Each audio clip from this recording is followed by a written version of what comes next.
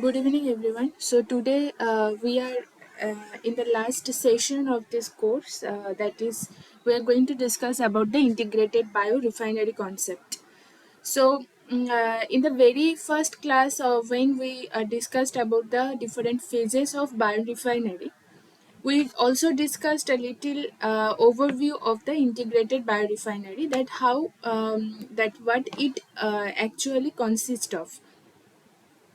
So, integrated biorefinery, it is nothing but it is the different processes that will happen simultaneous way, and we will get a very economic output, and we will utilize most of these uh, byproduct or main products. In our day-to-day life, so that we get the maximize value from that overall process.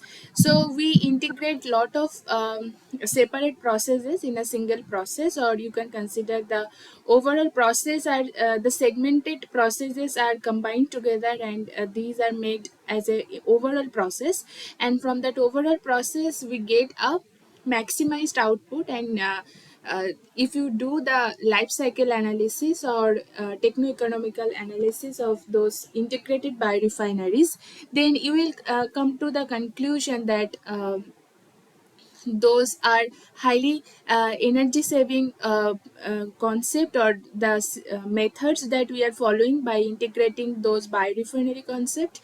And also we are saving the material waste. Also we are utilizing those waste into valuable products. So that those will be the overall the detailed processes and detailed each type of biorefinery is already discussed in the NPTEL lecture. So in today's session, we are mostly going to discuss about the overview of the what it actually indicates by the words, and how the processes can we can utilize in the real refinery case, right?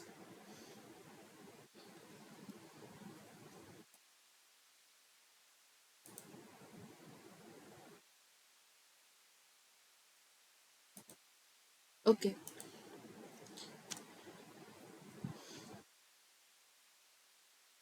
So these like a lot of R&D researches are going on, like to coming up a new integrated method of different biorefineries. So those are newly called as integrated biorefinery concept.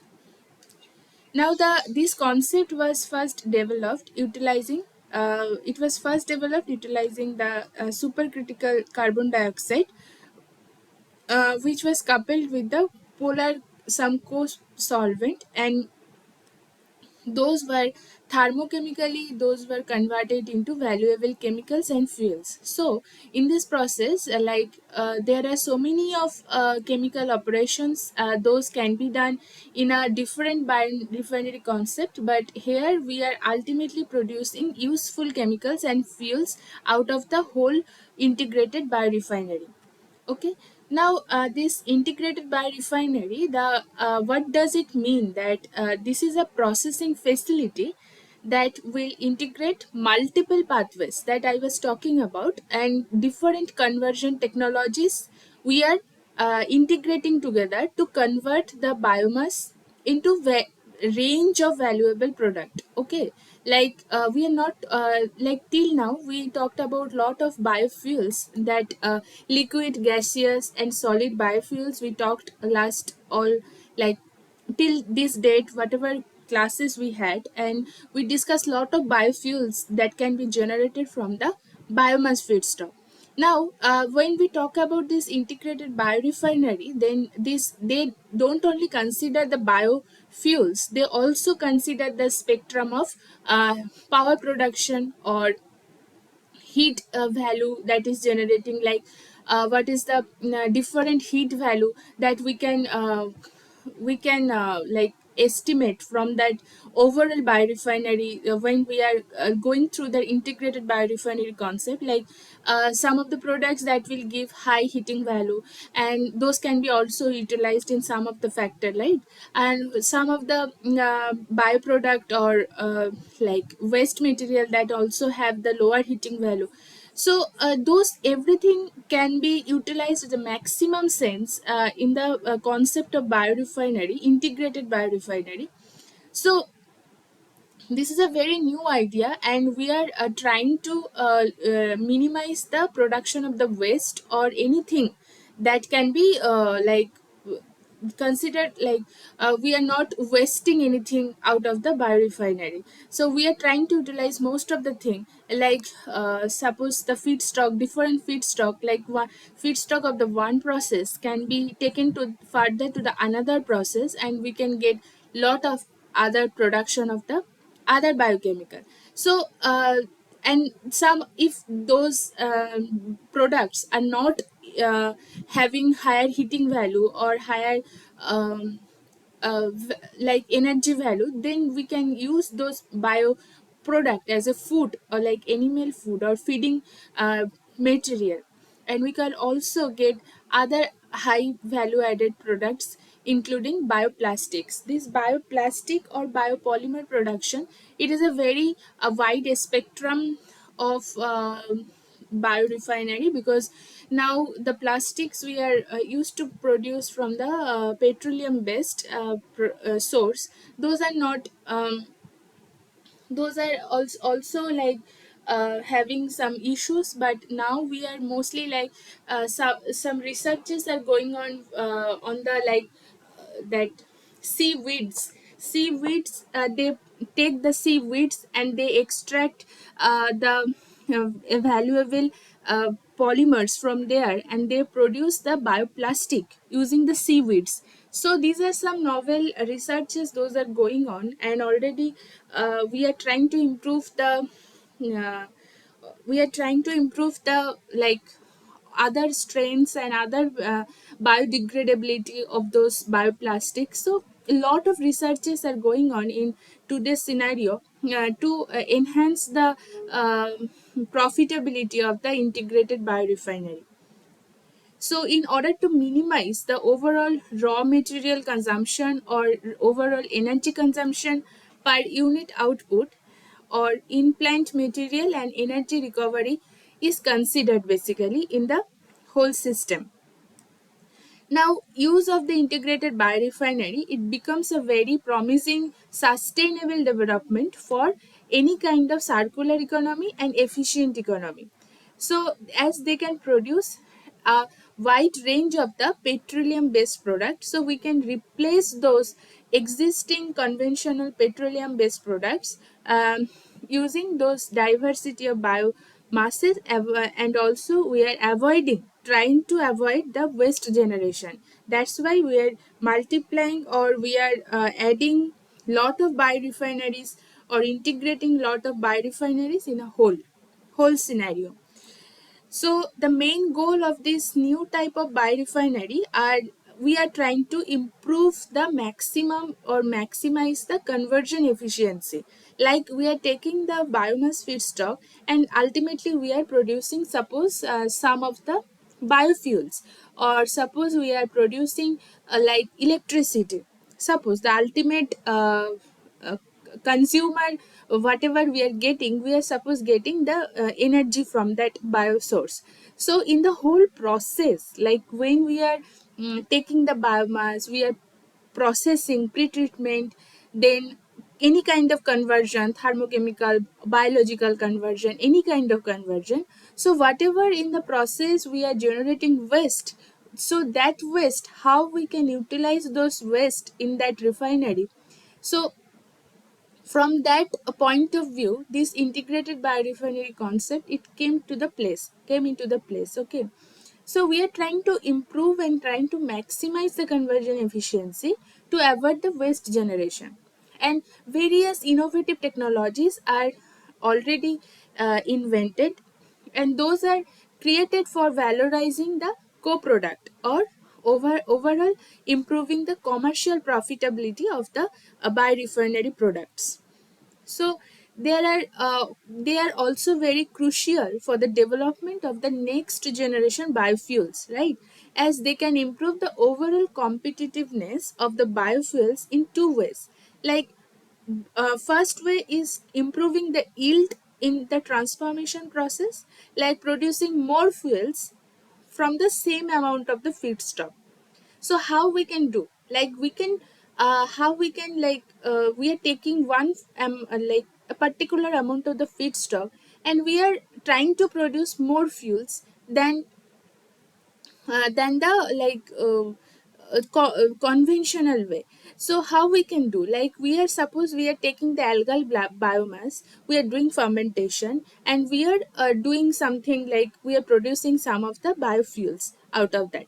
Now whatever be leftover situation or some part of that, we can also utilize through the like hydrothermal liquefaction, and we are producing other sort of biofuels. So we are trying to produce more fuels with the same amount of the feedstock. This was the concept of building the integrated biorefinery.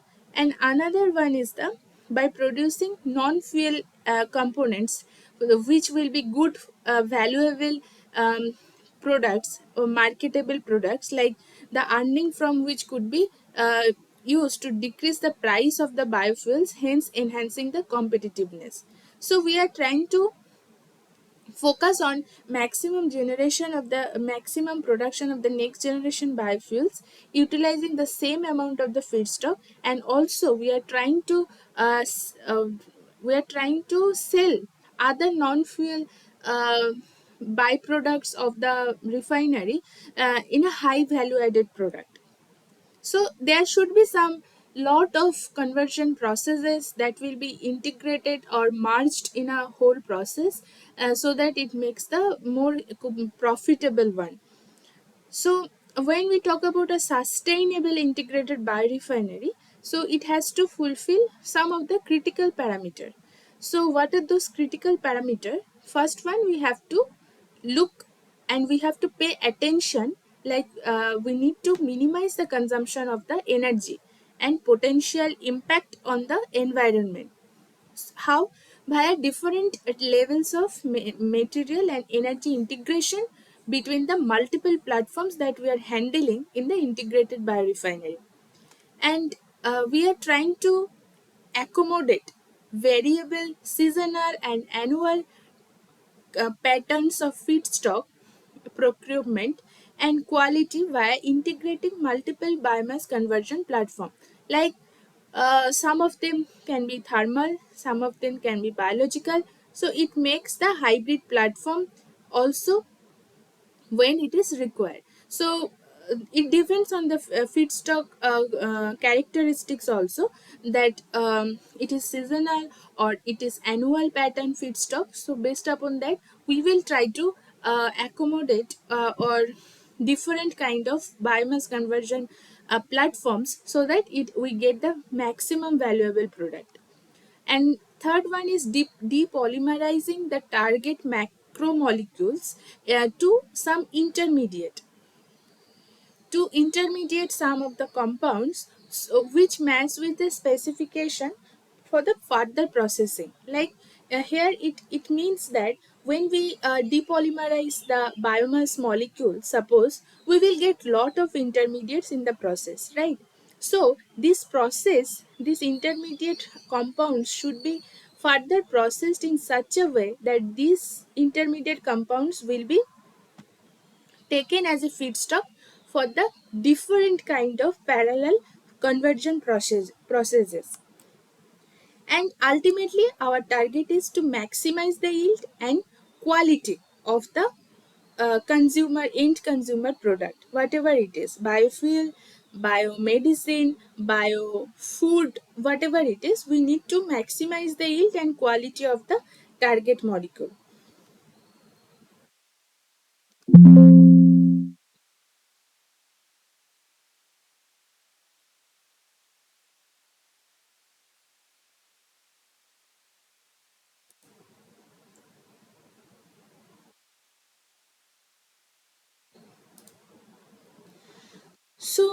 Before starting a different kind of integrated biorefinery, is whatever we have discussed in the introduction part, that how a integrated biorefinery concept works, at what platform or what idea it has before building up an integrated biorefinery. You would like to see an example that how it looks like. So see, we are taking here as a algal biomass for an example here.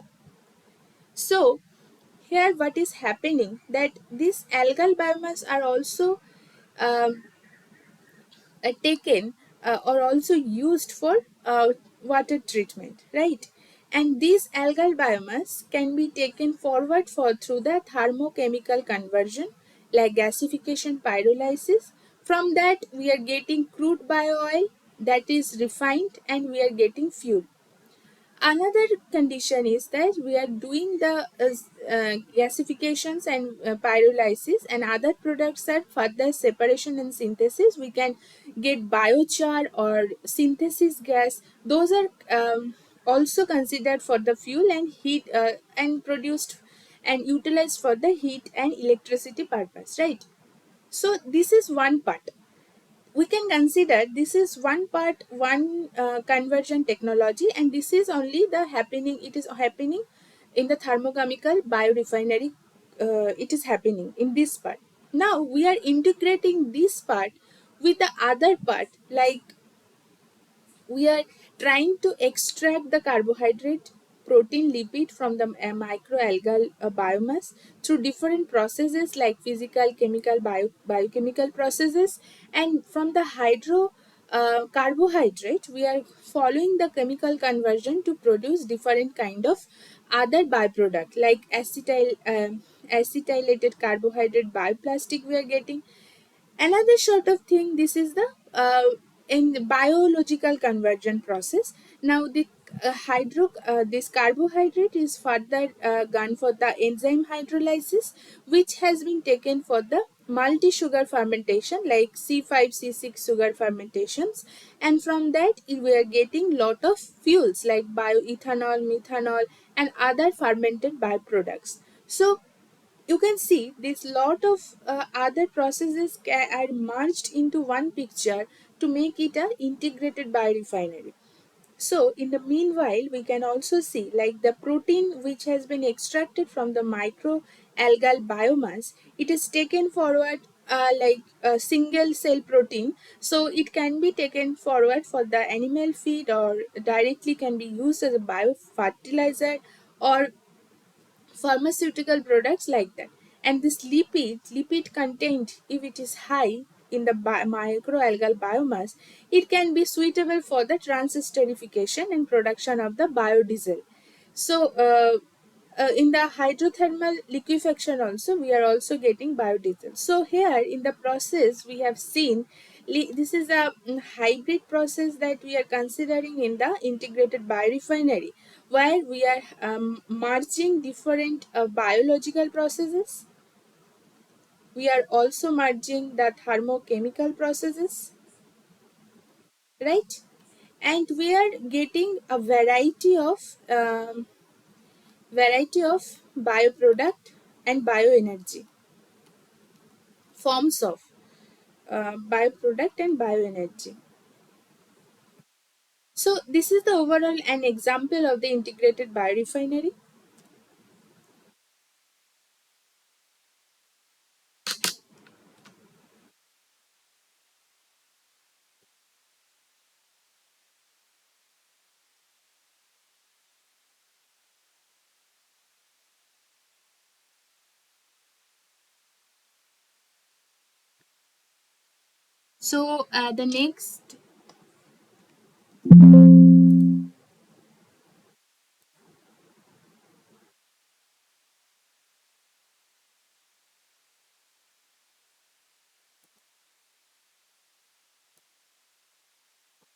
The next, we are going to discuss about types of the biorefinery. Most of the cases we can classify into three broad categories.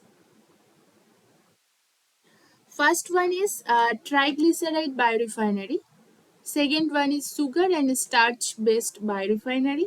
Third one is lignocellulosic biorefinery. In most of the cases, we already discussed this kind of biorefinery in detail in previous classes, but as a overview of the process, and we are focusing on the um, spectrum of multiple spectrum of the biofuels production from the source biosource. We are just focusing on as the overview of this type of three different types of biorefinery. So coming to the first one, which is triglyceride biorefinery. So here we can see the triglyceride feedstock after extraction, we are getting two parts, like the oil part and the cake part. Now the cake part can be utilized as a for different um, different purpose, like fertilizer. From we can also produce, like if we do uh, pyrolysis of those kind of cakes, like we can also produce hydrogen, methane, and other. This cake itself can be used as a feedstock for the lignocellulosic biorefinery. Now, this can be integrated with the existing lignocellulosic biorefinery. And another part, which is we are getting the oil, we can go for the transesterification to produce biodiesel glycerol. Hydrolysis to produce again glycerol and glycerol and fatty acids. These fatty acids can be used again for isomerization and hydrodeoxygenation to produce the green diesel or biodiesel, or green diesel, that is another form of diesel. And also we can do pyrolysis cracking for gasoline production, steam reforming or dry reforming for synthesis gas. So here we are integrating lignocellulosic biorefinery, one existing one, and also we are producing with a lot of other processes, conversion processes, to get valuable chemicals and fuels additives. So this one can be considered one of the concept of the triglyceride biorefinery integration. Next type is a sugar and a starch biorefinery. Here what is happening, that we are taking the sugars and starch feedstock. Now we are going for the hydrolysis part, which is very necessary and preliminary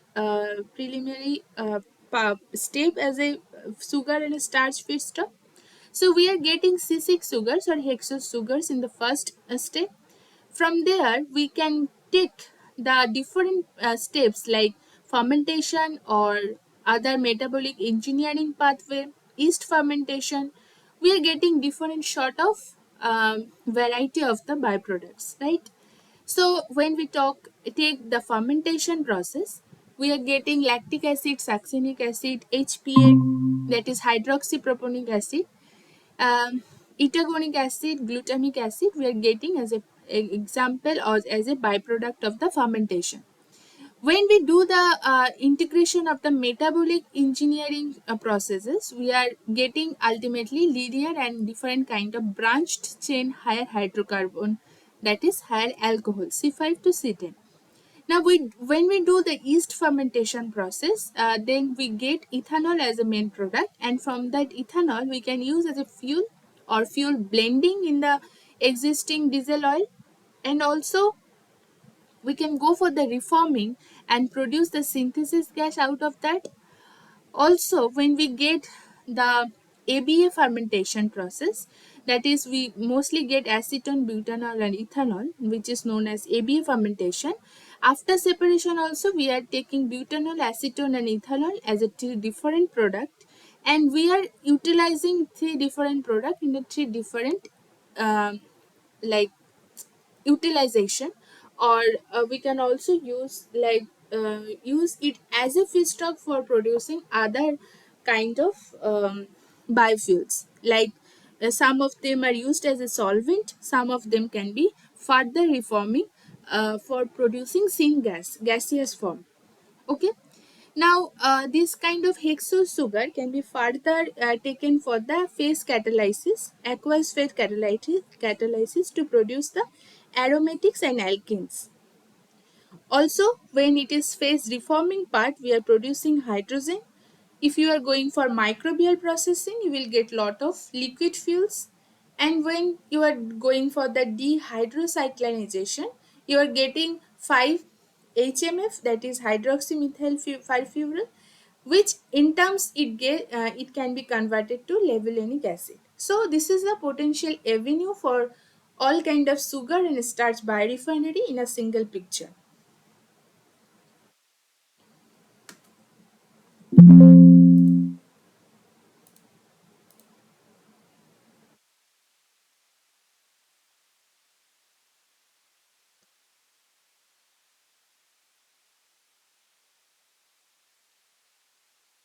So is there any question till now?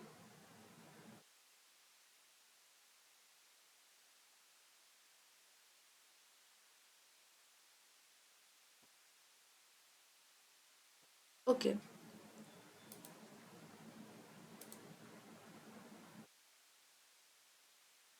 So the third type of the biorefinery that we talked about, that is the lignocellulosic biorefinery. Now we all know that lignocellulosic biomass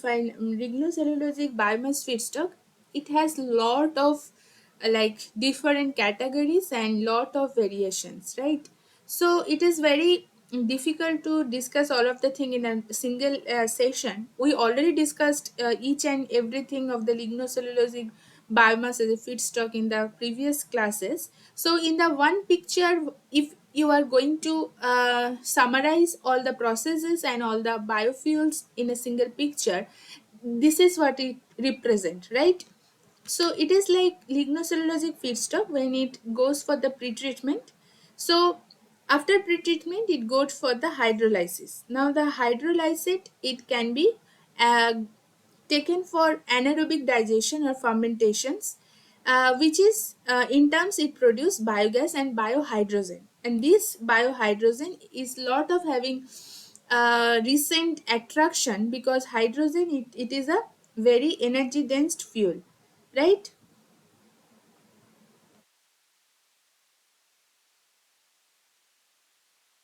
Now, when we talk about this other form of the lignocellulosic feedstock, that is, we can take that feedstock for the combustion.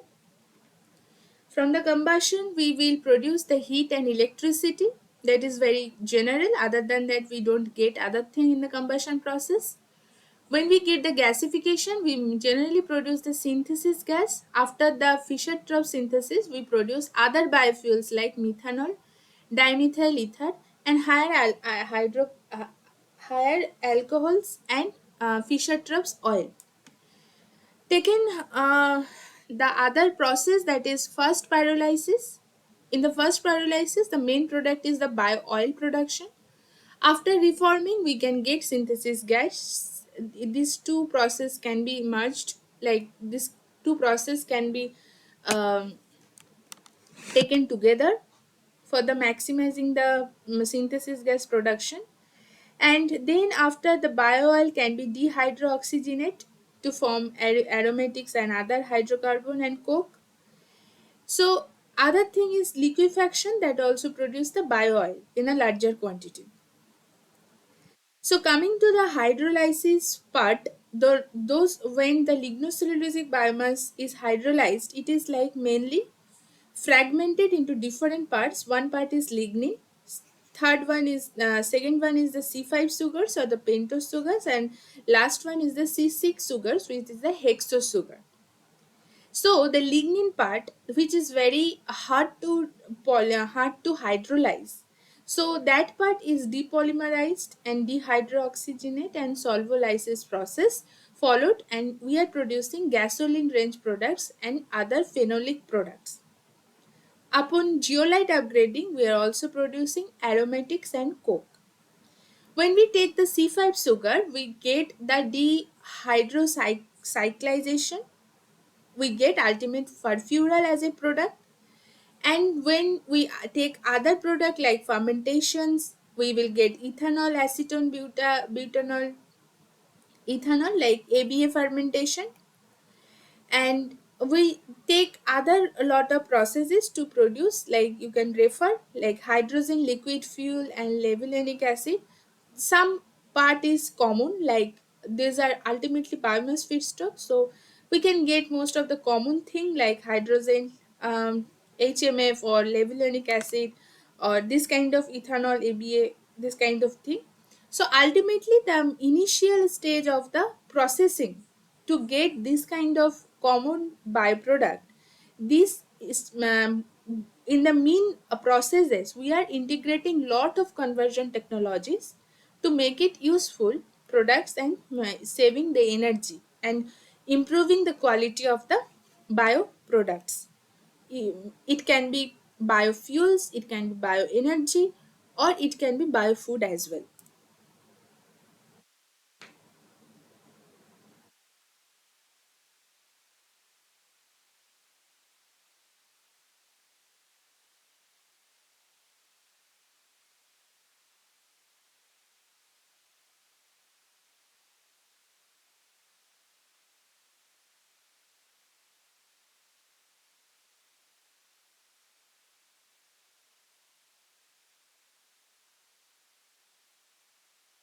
Okay, so the next part is um, integrated corn based refinery. So here we are taking corn as a part of our discussion today, because this corn, it has lot of part, right? The corn stalk or corn, uh, the corn cob, or this kind of different parts are also valuable for different product formation. But as a whole, when we talk about the corn as a plant or corn stover as a whole, we can integrate lot of the intermediate processes to make it useful as a whole integrated corn based biorefinery. So here we can see like lignocellulosic biomass. One of the lignocellulosic biomass is the corn stalk, which is mainly composed of the cellulose, hemicellulose, lignin. In general, cellulose is usually hydrolyzed to ferment bioethanol production that we already have seen in the last slide. Another thing like hemicellulose and lignin, those can be converted into high value product chemicals. Now, this integrated corn based refinery, that is known as ICBR, this process will use new technology to convert other products like not only the corn stalk, we can also convert corn grain and stover as a whole into fermentable sugars for parallel production of the value added chemicals and also our main product, that is huge production of the ethanol. Now, this ICVR, this whole process is designed in such a way that it will be more economic through better utilization of the whole corn plant, all of the components of this corn plant, so that our fuels and chemicals which are produced from this integrated biorefinery can be competent enough with the current petrochemical routes or current petrochemical products. Now, this ICBR technology, the entire corn plant is used. Due to high hydrocarbon content, this corn stover is considered one of the key lignocellulosic feedstock for the higher production of the bio fuels. So, besides biofuel, when we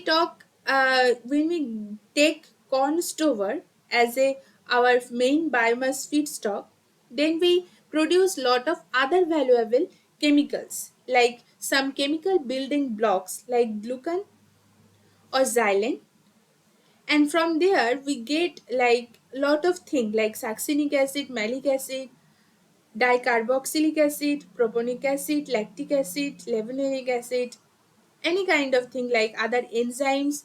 Biosurfactants are also formed, can be produced from the corn stover as a biomass feedstock. Also, antioxidants are produced from the lignin part. Some organic acid, also important chemical blocks, are widely used in the various industries. They can be produced from the carbohydrate part of the corn stover. Such example, if you take the succinic acid, which is widely used in the food, chemical and pharmaceutical industry, It has been considered one of the most important platform to produce polymer and acidity regulator and also flavoring agent. So you just keep noting down that how one biomass feedstock can be utilized into production of the various spectrum of biofuels and not only fuel like biochemical production. We have to just integrate lot of conversion processes in a whole biorefinery. Now this levulinic acid is one of the another important chemical which is intermediate chemical that can be also produced from the corn stover, and this acid is utilized to synthesize various kind of food flavoring agents, plasticizers, herbicides, antifreeze, pharmaceuticals, different kind of resins, polymer solvents and other fuel additives. Now this xylitol, this is a well-known artificial sweetener. This is like having very few calorie than the sucrose that we use generally for sweetening purpose, and this bio based this natural sweetener or artificial sweetener can be used like wide range in the pharmaceutical products, food or other industries. So it has also been reported that corn stover hydrolysate was mixed with the crude glycerol to support the growth of the uh, sea tropical some um, compound name is mentioned, and then it is used to synthesize the xylitol. This corn stover can be used to produce biogenic diols also, which is kind of intermediate product to produce high strength biodegradable polyester pharmaceutical product, fine chemicals and other cosmetics.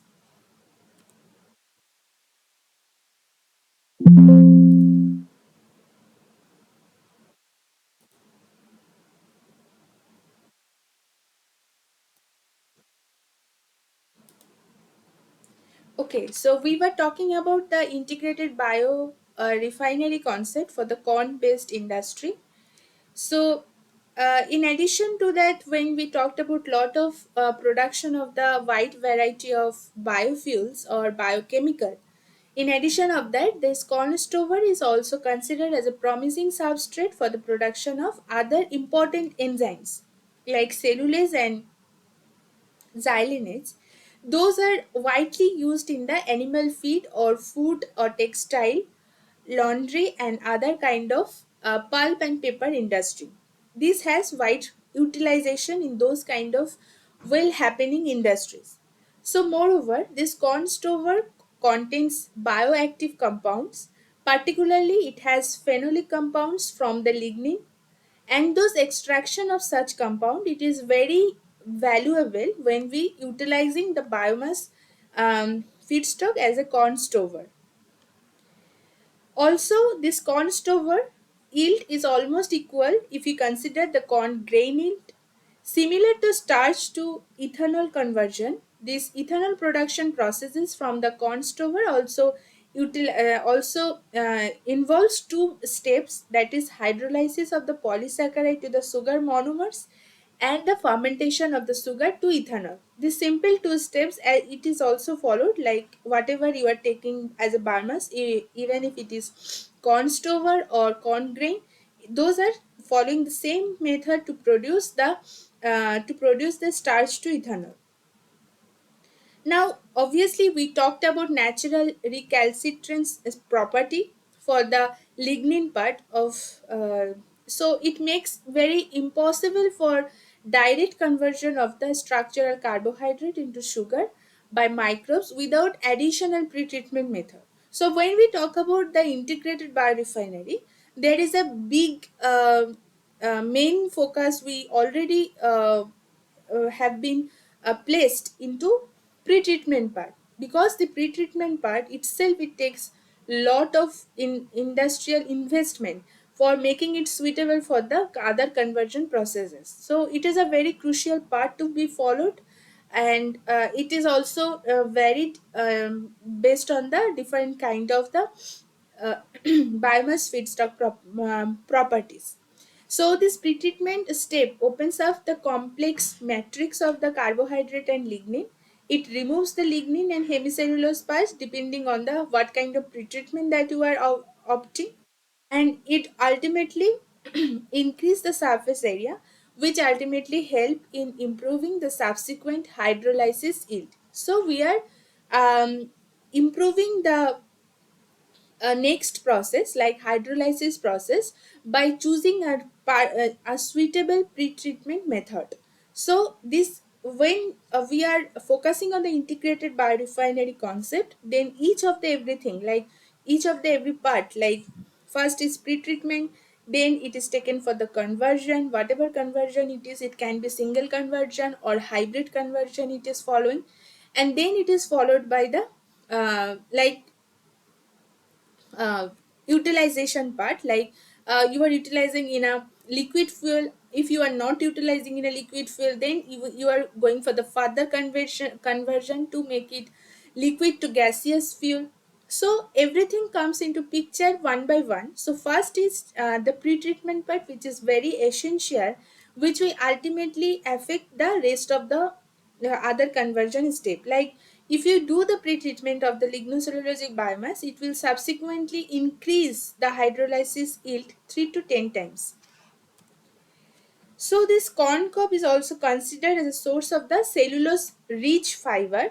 Similar to the corn stover, this corn cob also contains 70% of the cellulose, 22% hemicellulose and 8% lignin.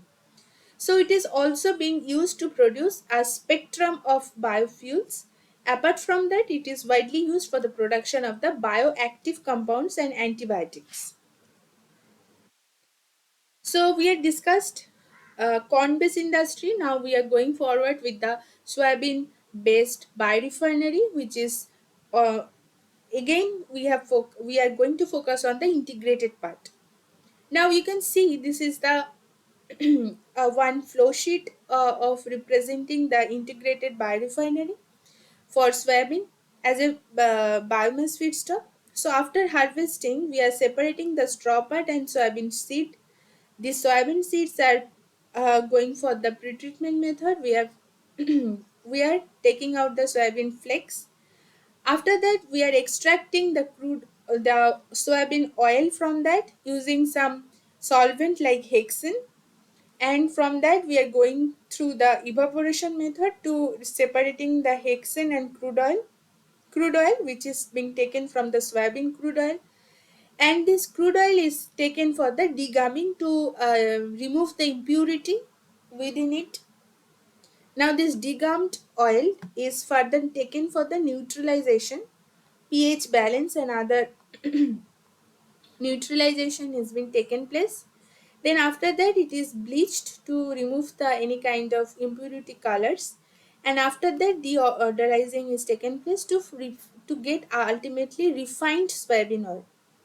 Now when we extract the crude oil, the leftover thing is the defatted flakes, which is again evaporation is taken place to remove the hexane solvent from this process, and after that the defatted flakes are taken for the isolation, like we can isolate the soy protein isolates as a food, and also this concentrate after concentration we can also produce the soy protein concentrate or soybean molasses. So the soybean accounts for around 60% of the world's oilseed production, followed by the cottonseed. This from the soybean processing that we discussed, this bran, which is rich in protein, is mainly used for the animal feed, and the oil, in addition to its application for the production of the biodiesel, it is also used for the human daily cooking purpose, like and other product formation, like other chemical, food, and cosmetics. So, in general, 78 to 80% of the grain of soybean is transformed into bran, and 18 to 20% of the grain results into formation of oil. and the remainder being fibrous material from which having low calorific value, and which has already mostly used as a animal feeding purpose.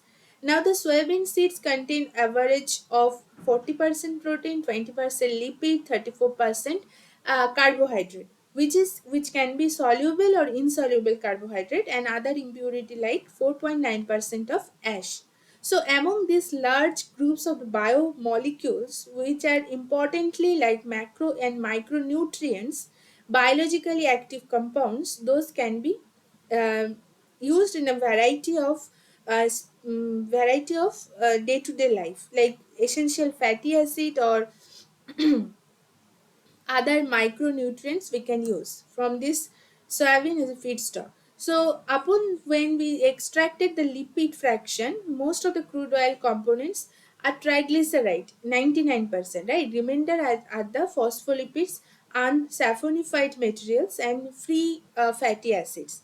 So these non-saponified materials are further extracted from the crude oil in the last purification step, and this fraction contain very high value products like such as vitamin E or terpenes, in particular squalene. This squalene is very we are focusing on that. This squalene is very important bioactive compound which has been concentrated as an intermediate byproduct, and like it is refined from the soybean oil from the waste stream. So it has some good bioactive compound value, so that it is being separated out as an intermediate product.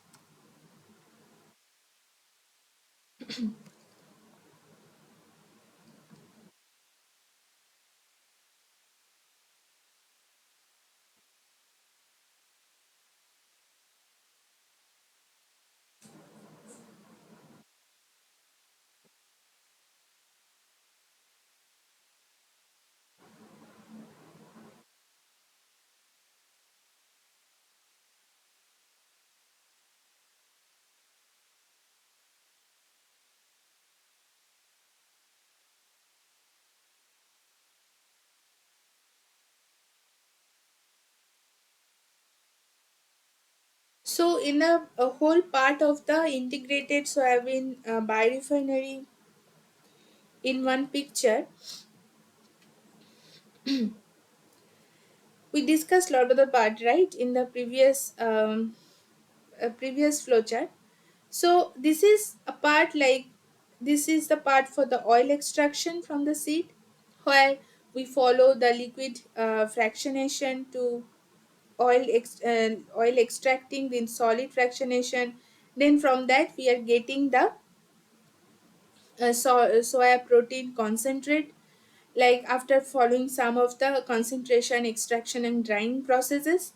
And from the crude oil we are further going for the block of refining, where we process like degumming, neutralization, bleaching, deodorization, to ultimately get the different bioactive molecules or compound. Now we talk about in this spectrum we are getting lot of biofuels like glycerol, biodiesel, and these are the main products, right? So in this process also we have followed like this well-known methods like transesterification, saponification, and then these are the main methods for producing the spectrum of biofuels. So this is overall the whole scenario for the integrated method, that we have integrated lot of conversion methods in a one picture to get maximize the product yield.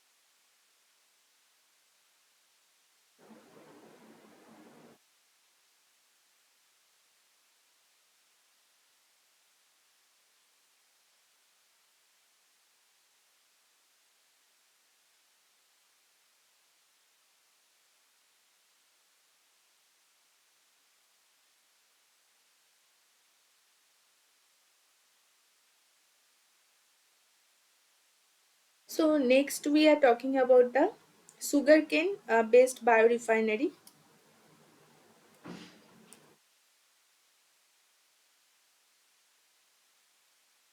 Being the larger commercial crop, sugarcane, it results into two different kinds of the waste biomass, namely one is the cane trash, that is the top part, and the sugarcane bagages, which is the other part of the after extraction of the sugarcane juice.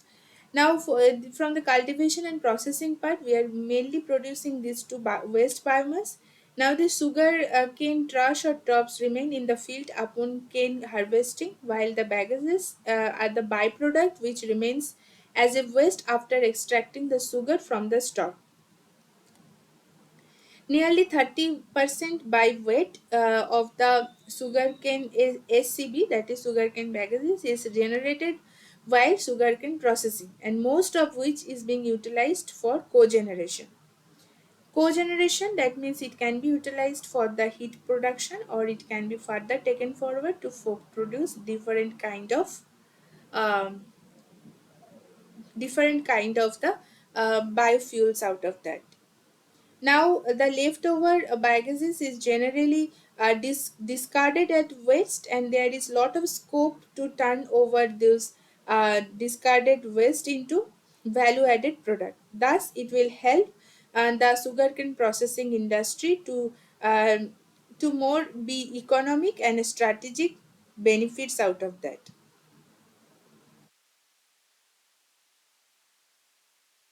Now, this SCB is heterogeneous biomass with its composition around 38 to 45% cellulose and 25 to 32% hemicellulose, 16 to 24% of lignin, and there are a lot of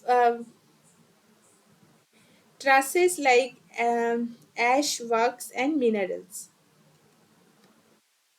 The cellulose is the major component of the SCB biomass, which has the higher degree of the polymerization with extended chains of D-glucose groups interconnected with beta glycosidic bonds, while the nanocellulose is depolymerized into cellulosic derivatives that has several applications in the paint, paper industry, or electronic sensor making, packaging, coating, films and foams, or nano composite making, even a lot of application in the biomedical industry, engineering, textile and other industry. It has lot of application. This biorefining of the lignocellulosic biomass to produce the versatile bio-based products is emerging interest, and biorefineries could facilitate a sustainable opportunity to build bioeconomy.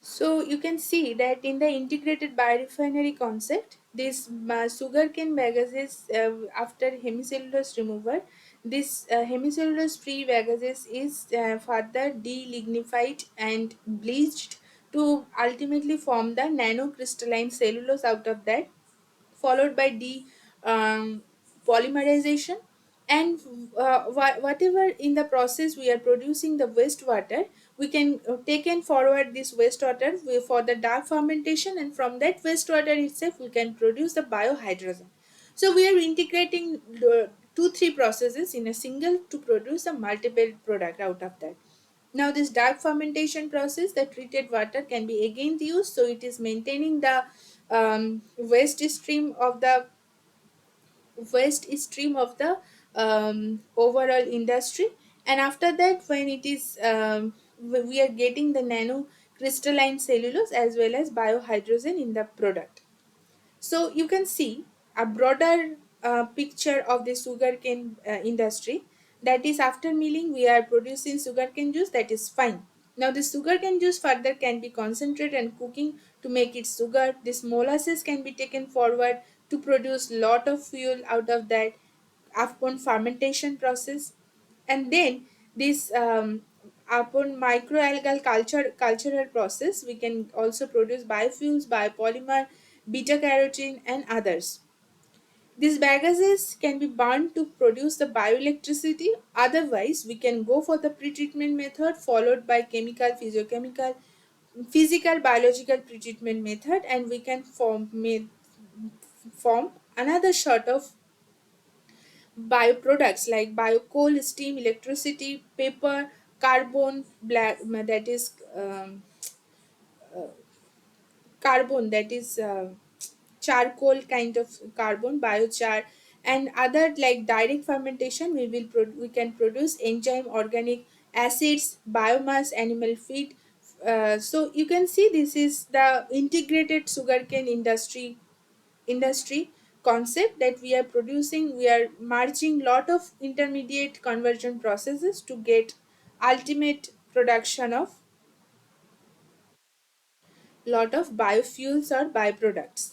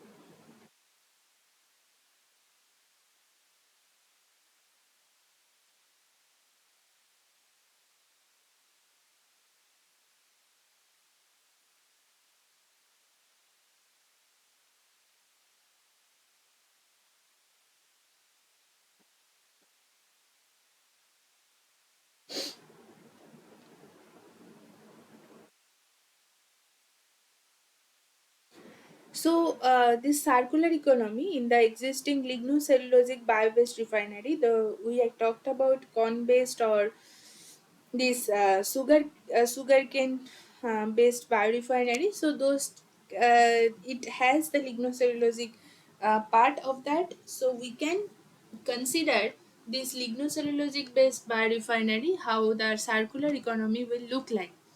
So, the circular economy, the concept will use to maximize the value of the resources and minimize the waste generation with an adequate material flow within the entire value chain.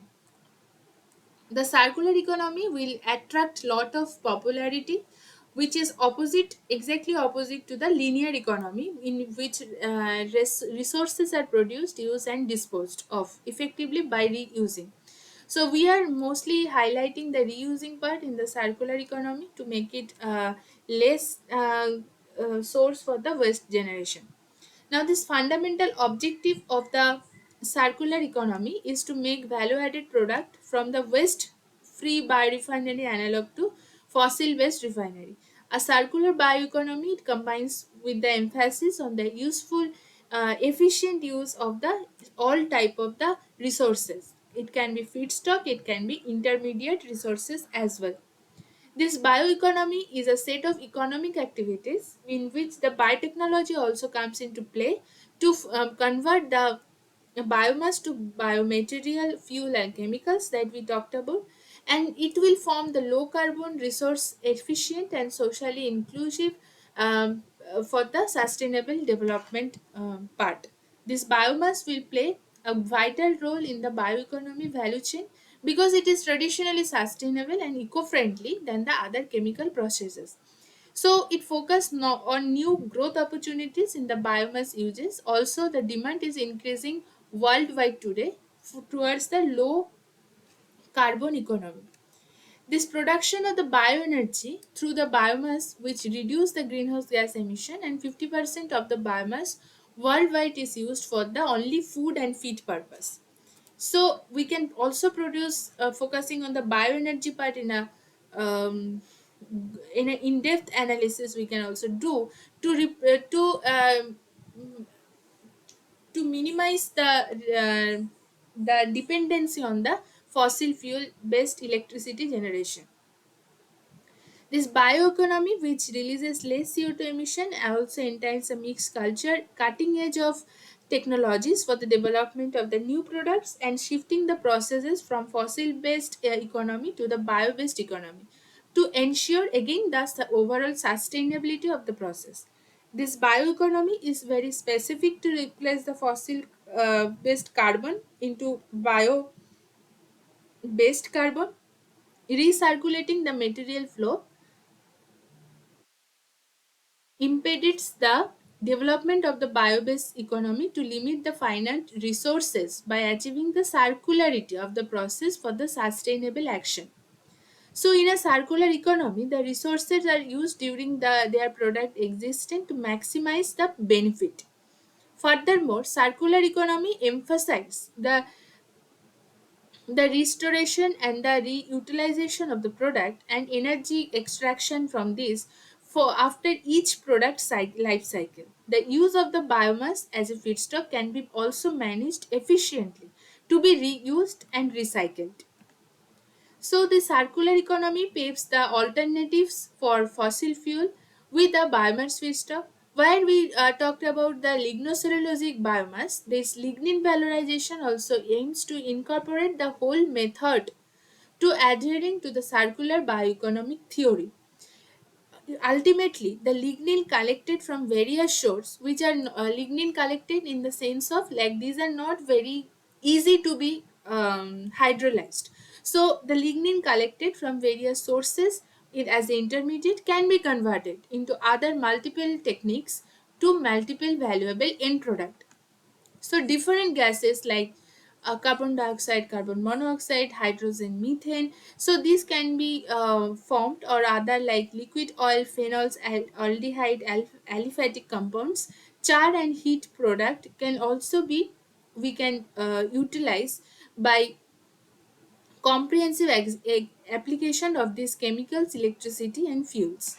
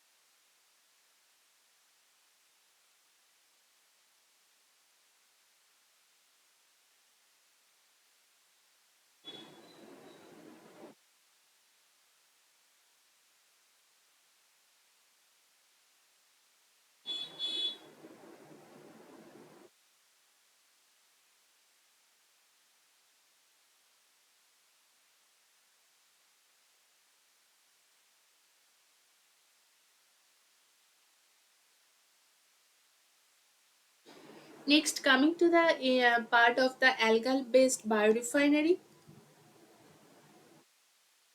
So, we already talked in the second slide of this today's session that how the micro algal based integrated biorefinery look like. So we will discuss a little bit more about this. So biofuel production from the microalgae, it doesn't have economic viability till date because because it has current lot of capital investment we need to do per fuel production. So high value product must be generated to improve the economics of the overall microalgae biorefinery.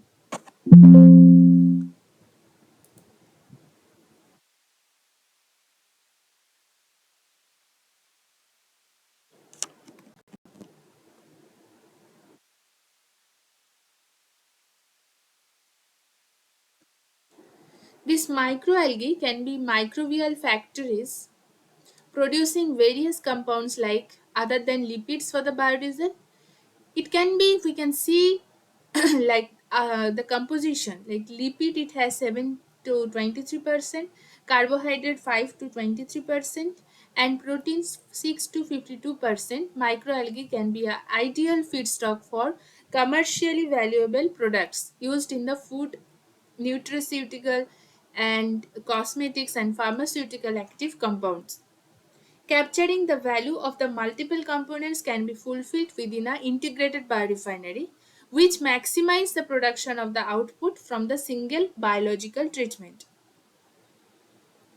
Integration of the algae-based biodiesel or bioelectricity production with the wastewater treatment is also a sustainable option for bioenergy production. Also, it goes to the towards the environment sustainability um, through the process. Now, integrated algal biorefineries support carbon neutral and carbon negative solutions. They offer an alternative to the fossil fuel dependency. They utilize the non-utilized land and the saline water, avoiding the food and fuel versus issues, and also it enable the circular bioeconomy. So you can see this whole lot of uh, integrated algal based biorefinery. So this marine algal biomass can be hydrolyzed and it can be produced like agar agar and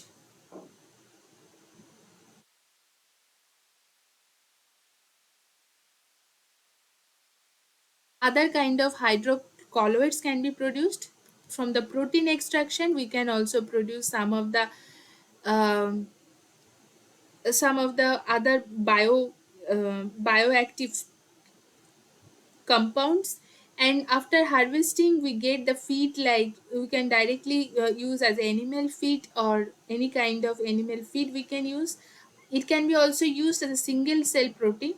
After protein extraction it is also can be used cyanin. Pigment extraction is also an option for producing different kind of carotenoids. Lipid extraction it can be also used to produce different kind of acids from that. This residue of the microalgal biomass can be further utilized in the biochemical conversion through integrating the thermochemical conversion to ultimately get the biohydrogen, biomethane, or pyrolysis. So we will get charcoal or bio oil. So you can also refer this whole flow chart for your reference to get an idea that how the integrated algal biomass it look like, that how different kind of thermal and thermochemical and biological conversion processes are integrated into one picture to utilize the ultimate marine algal biomass to different kind of byproducts. So this algae can be easily utilized as a nutraceutical food or feed purpose. This chlorella or spirulina, these are the direct source of the single cell proteins. These nutraceutical applications it also involves the utilization of the carotenoids, unsaturated fatty acid, and hydrocolloids. Algal biomass can easily subjected to protein and pigment extraction. So different kind of carotenoids and pigment extraction can be possible. The residual biomass from the protein and pigment extraction can be subjected to second step, which is processed for algal oil extraction. So from the algal oil, high value omega 3 fatty acids are can be easily separated by the process, and we are also producing the high value products after nano or micro encapsulation. The rest of the oil can be used for the biofuel production. The residual biomass, that is de-oiled cake, can be subjected to range of the thermochemical or biological processes like fermentation, anaerobic digestion, or pyrolysis to produce the recovery of to produce a recovery of biohydrogen or methane after a lipid extraction from the microalgae pulp. This marine algal biomass is a good source of the hydrocolloids and other proteins. After extraction of these compounds, the residual biomass can be subjected to fuel, biorefinery for the other biochemical conversion and thermochemical conversion. This algal biomass was also performed for the synthesis of the bio-oil and biochar. High-value co-products can be also uh, produced to support the economic part of the main process. The integration of the algal fuel in a combined biorefinery concept with simultaneous production of the value-added byproduct will overall give you the positive impact for the overall process economics. So you can see this is a whole picture from like integrated process flow of the algal biorefinery. With we have represent the featured complexity index. Now the featured complexity index, it is calculated this formula 10 minus of TRL is nothing but technology readiness level. So in the whole process we can see like FC1, that is nothing but 10 minus of if it is TRL 9.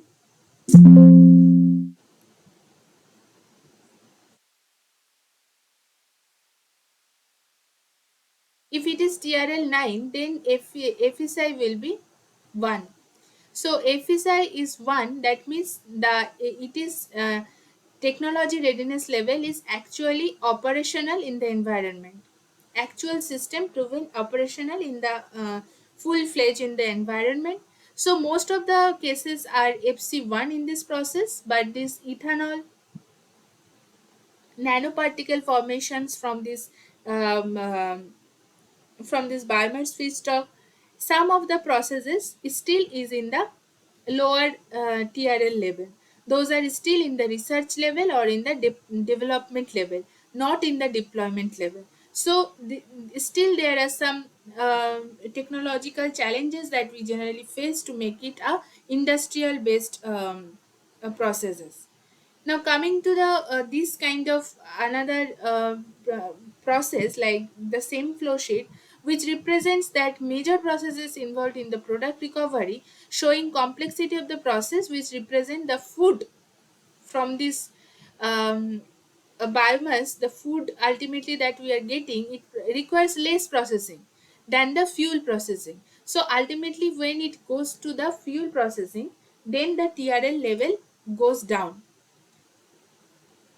So this TRL is nothing but the factor that has been considered without energy input and cost. Feasibility of these algal based bioprocesses have been explored in an integrated way in the last slide that we discussed.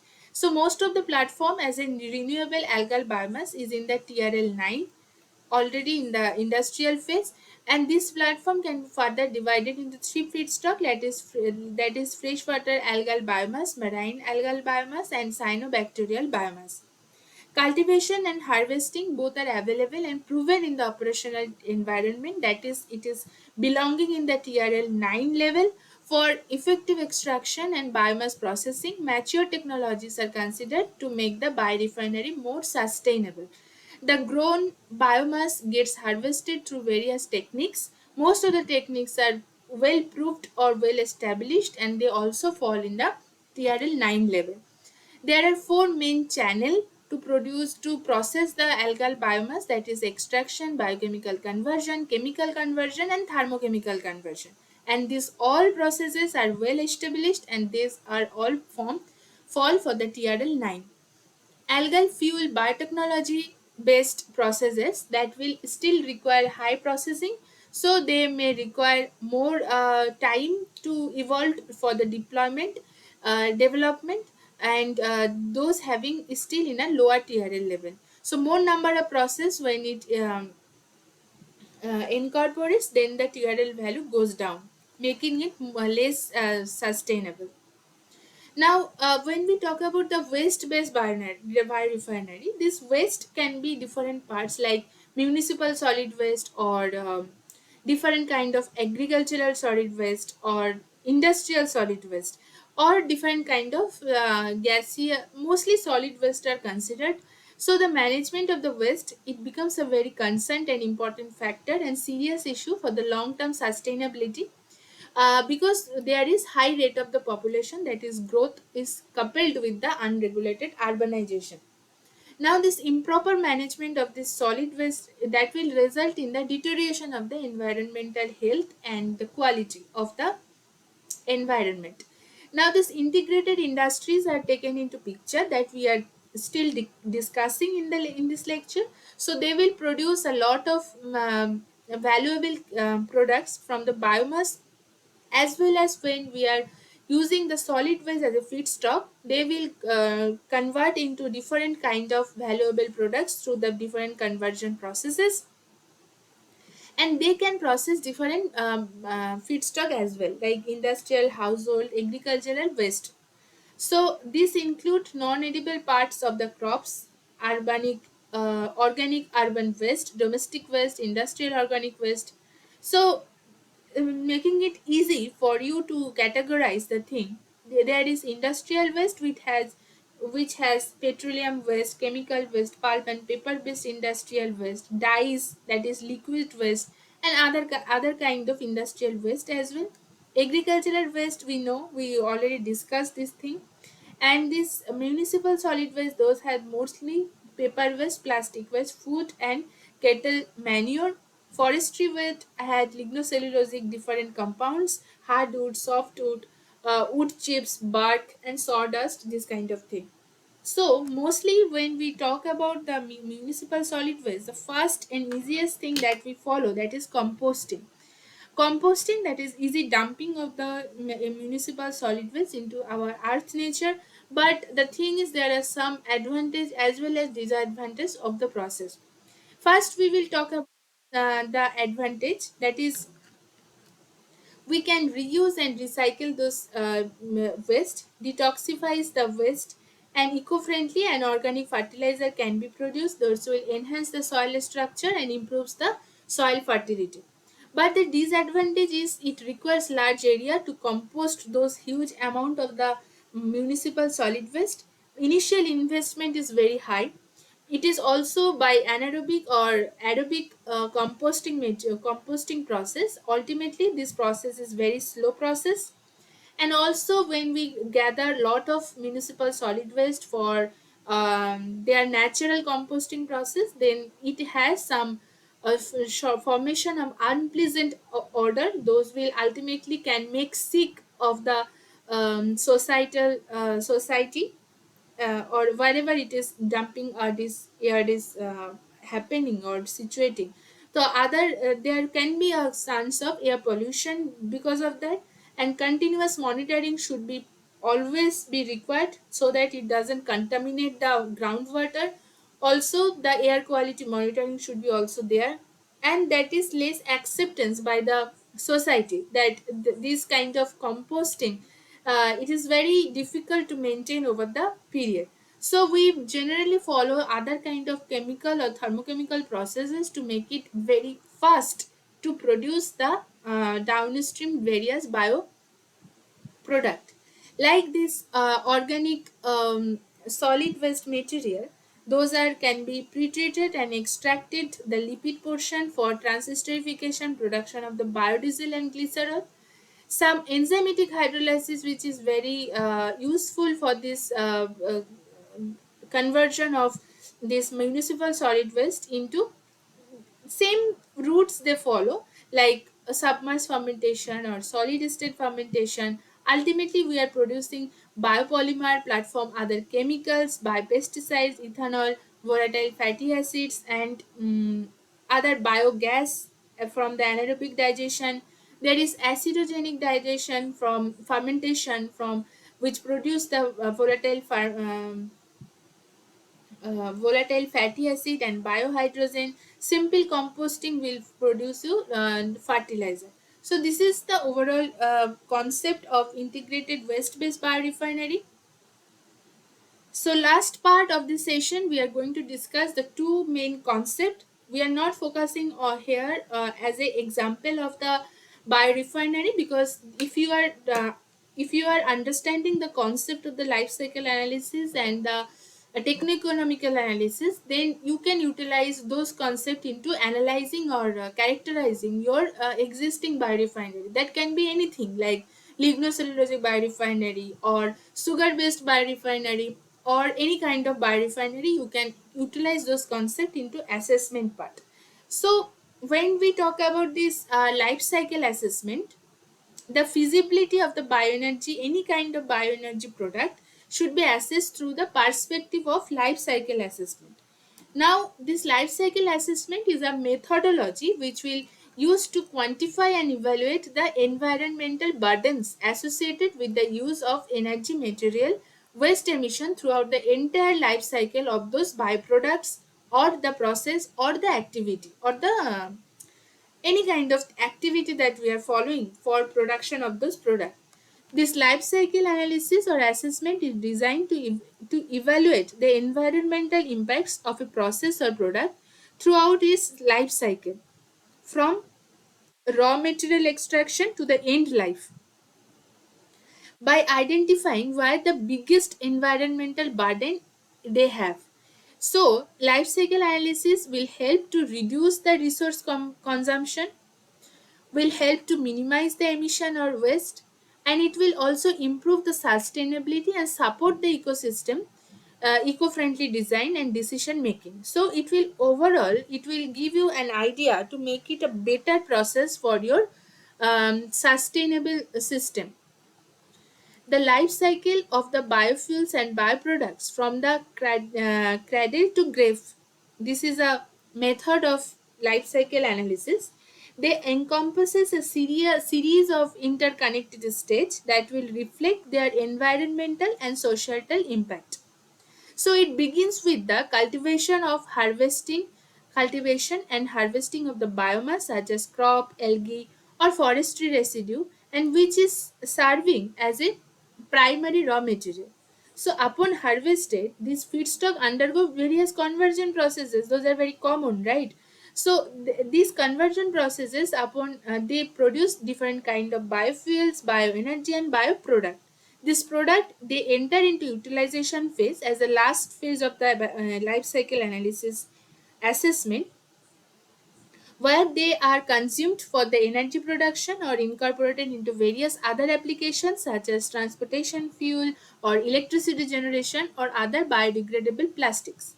So as biofuels and byproducts are used and their environmental and social performance is monitored and assessed over the period, considering the factor like greenhouse gas emission, resource consumption or economic benefits, those everything comes into picture. Finally, at the end of their life cycle, biofuels and byproducts are either recycled back or repurposed fully. It is used as a feedstock, or eventually it can be di- disposed into the environment as a biodegradable manner. So, this holistic approach to evaluate the life cycle of a byproduct or the process will help us to understand the broader implications of these renewable alternatives and making us more informative to make a decision to promote the sustainability and reduce the environmental footprint. So there are two methods like following for assessment of life cycle assessment of any kind of bioenergy system. That is, we are going like cradle to grave system. So you can get here cradle to gate system, and another one is cradle to grave system. So upon cultivation, we are following the transportation and different kind of bioprocessing or conversion processes are happening, other co-product allocation, and then it is transport. So it is up to that, it is the cradle to gate.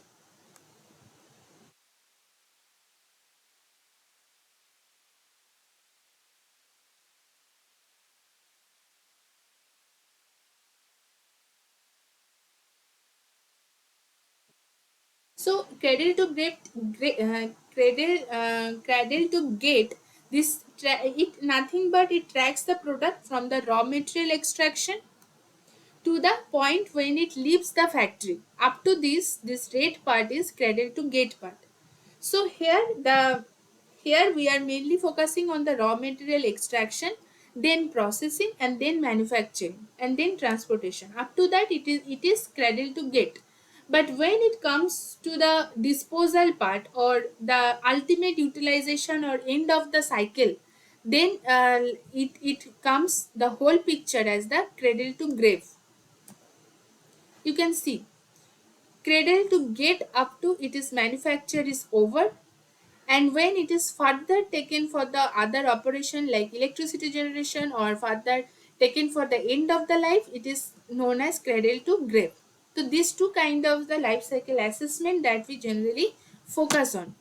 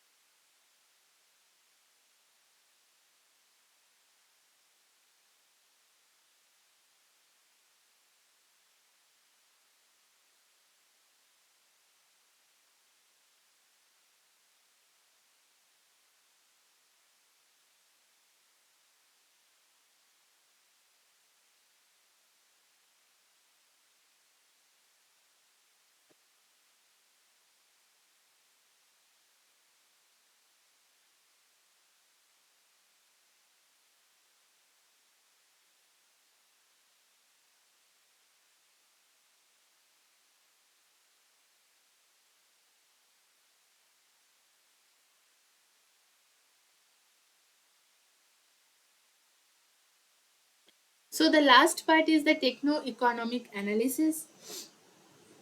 So this techno-economic analysis is a methodology to analyze the economic viability of any industrial process. It typically uses the modeling approach to estimate the capital cost, operating cost, and potential economic feasibility using different technical and financial input parameter for commercial viability of the process or product. This techno-economic analysis provides both qualitative and quantitative evaluation of the financial feasibility of the process, whole process. It also regularly utilized a strategy for cost benefit analysis and correlation with the explored economic viability. Cash flow estimation also examination of different technologies based on scale, efficiency, and yield for different technological applications. So when we learn about techno-economic assessment, it is increasingly being used to evaluate the current technology, the emerging technologies that we are talking about, that bioenergy. This techno-economic analysis is very important to make it feasible, how much feasible or how much cost effective it will be for prospective future technology that we are doing, or we are doing lot of research on that. So both all those before making it commercially available, we have to do the techno-economic analysis for those processes. Now you can see this is a flowchart for a general methodology framework for the techno-economic assessment. First, it is like laboratory scale data we are collecting. After that, we are utilizing some simulator like Aspen Plus simulator for the process simulation building up. And then we are relating with the parametric information like yield, efficiency, and conversion. After calculation of the operating cost, we are going for, and also here from the laboratory scale data we are having the application of the industrial knowledge, so that we can do the sizing of the equipment which are required, and also we can do for the calculation of mass and energy balance, which are very important for overall system. So after having those two quantity of the two informations, we are ultimately estimate the production cost considering different financial assumptions, parameters, and other sensitivity analysis. So that is described in this text, that generally the general steps of the techno-economic assessment involves the conceptual process design configuration for the proposed process or product in build. So possible potential operation options for the existing commercial production processes are thoroughly investigated. Then the reliable data from the laboratory scale for envisioned process options are further taken, or other relevant literature data are also taken for the further process design. So after the conceptual process design, the proposed process material and energy balance data are gathered with developed thermodynamic models, like we can use process simulator like Aspen, HYSYS, or KimCAD. So these models are created using research and development results at the bench and pilot scale. Along with the process mass and energy flows, other details like temperature, pressure, yield, efficiency data are also taken into picture from the simulation. So to reflect on the currently available technology, proper assumptions were made wherever necessary in the industrial application knowledge. So the next step is the estimation of the capital and the working expenses using the data obtained from the material and energy balances for different involved processes from the simulation. Now the capital cost generally includes total amount of the money needed for the construction of an industrial plant, working capital, which is the investment required for starting up the plant, and later on it is recovered at the end of the project. And the capital cost for the proposed plant majorly includes costs including the major pieces like purchase equipment, land, building, and construction. This equipment is sized from the material and energy balance data, and it is completed for each process using proposed capacity for a scale up. So equipment cost along with the instrumentation and control can be estimated using data following in the published literature or from the course of the manufacturers. For reference here, the total capital investment for a plant is the summation of the fixed capital investment, that starts up cost, that is 10% of the FCI, and the working capital and the interest during the construction. The portion of the fixed operating cost is dependent on the percentage of the FCI. So the detailed regarding different component of the FCI can be taken from the literature. So we are discussing that how you can build up a model, techno-economical model for any kind of bioenergy system. So these percentages are the basis of the viable cost of operating cost like feedstock, electricity, heat catalyst, or anything like that. The capital charges are added to the fixed and variable operating cost to determine the cost of the overall production for the product. So, in view of the techno monetary investigation, the total time and the recurring cost that happen over the existence of the venture can be examined utilizing diverse financial measurement.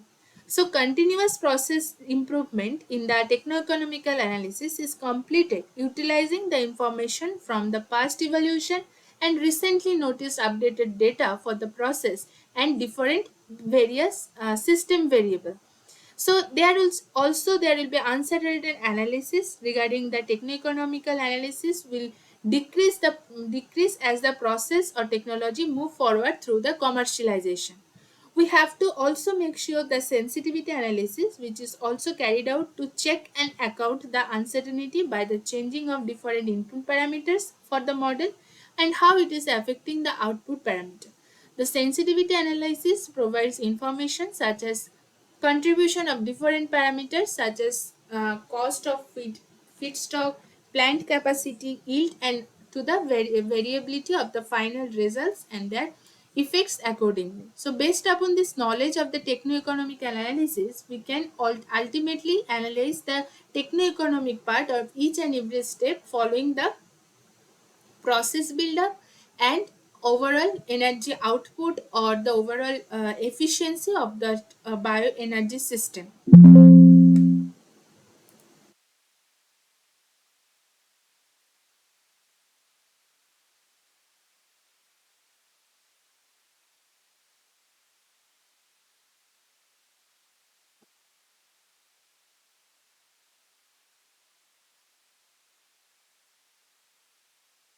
So we have discussed the last part of this session, that is integrated biorefinery.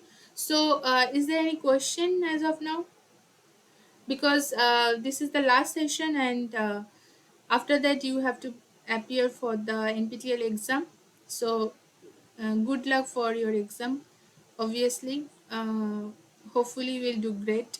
If any question, if it remains before your examination, you can also drop your question in the Q&A session forum in the NPTEL platform, or this yeah, we can discuss over there, or you can also mail me if you want to have a discussion. I'm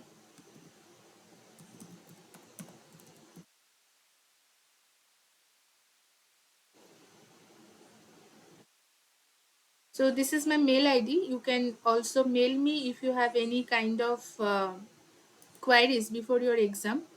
So I will try to resolve your exam. Anything that you find to discuss with me, you can drop a mail. And anything regarding your NPTEL exam, any kind of query, you directly contact to NPTEL team. That will be beneficial for you other than asking here and there. So, is there any question till now?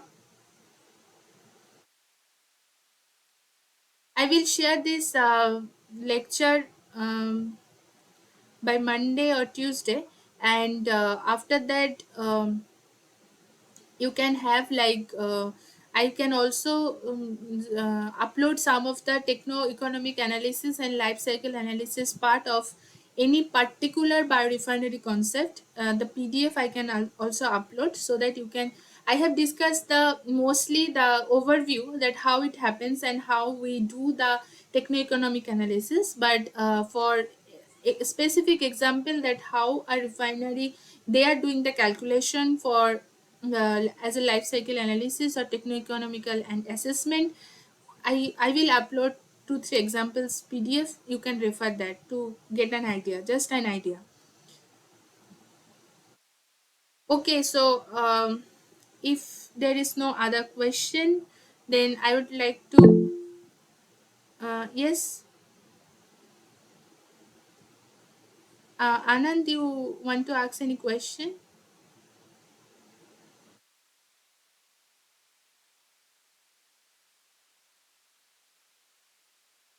I guess you have raised your hand in the.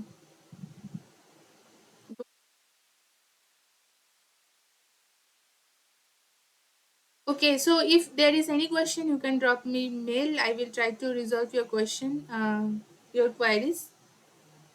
So best of luck for your exam. Uh, Thank you for joining all the lectures till the very first day, and thank you for your support. And hopefully, we will meet in the next other NPTEL session that I will be assisting as a TA.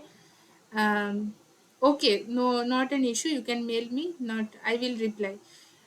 So Thank you all. I would like to sign off now. Thank you. Best of luck.